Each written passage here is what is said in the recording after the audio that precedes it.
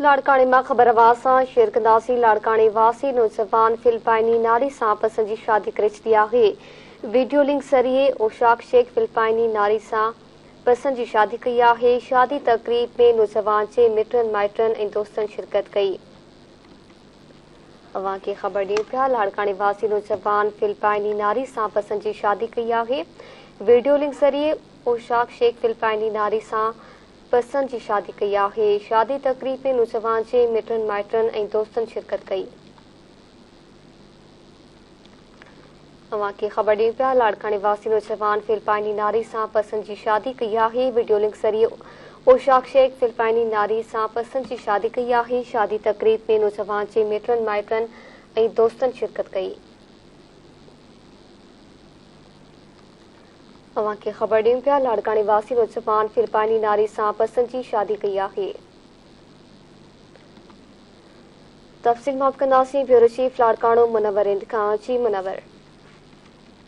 हाँ जी, लाड़काने वासी नौजवान फेसबुक जरिए फिलिपाइन नारी से ऑनलाइन निकाह करे प्यार जो परणो करे छॾियो आहे। लाड़काने जे गाज़ियाबाद कॉलोनी जो रहवासी है नौजवान ओशाक शेख पुट कुर्बान शेख, जैसी अज लाड़काने के मकानी होटल में निकाह वाली रस्म थी ऐं तकरीब थी, जैमें उनजा दोस्त ऐं घर जा भाती हुआ उन्होंने शिरकत कई।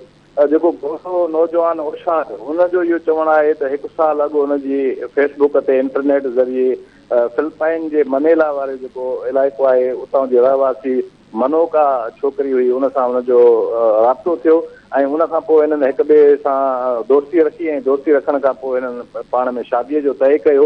हिन जो इहो चवणो हो त हिन फिलिपाइन हुकूमत ऐं पाकिस्तान जी हुकूमत खे एॾियूं दरख़्वास्तूं बि ॾिनियूं त हू पाण में शादी कंदा ऐं हू फिलिपाइन वेंदो।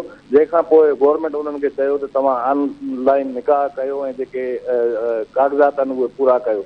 जंहिंखां पोइ समूरी रिक्वायरमेंट पूरी करण खां पोइ अॼु उन्हनि ऑनलाइन निकाह कयो, जंहिंमें जेको फिलिपाइन में जेके उनजी नारी हुई मनोका उनजा वारिस बि मौजूदु हुआ ऑनलाइन वीडियो ते, ऐं लाड़काने में भी जेको घोट हो ओशाक उनजो वालिदीन ऐं उनजा जेके रिश्तेदार दोस्त उहे बि मौजूदु आहे। जंहिंखां पोइ निकाह मौलवी उन्हनि जो पढ़ायो ऐं निकाह जो रस्मूं थियूं ऐं उनखां पोइ जेको आहे उन्हनि शादी करे छॾी आहे। हीउ जल्द नौजवान जेको आहे हितां लाड़काने खां फिलिपाइन वेंदो ऐं उते मनेला में रहंदो ऐं उते पंहिंजी जेकी उनजी कुंवार आहे जंहिंसां उन शादी कई आहे उन सां मिलंदो। जी ठीक आहे, महिरबानी मुनवर आगाह करण लाइ।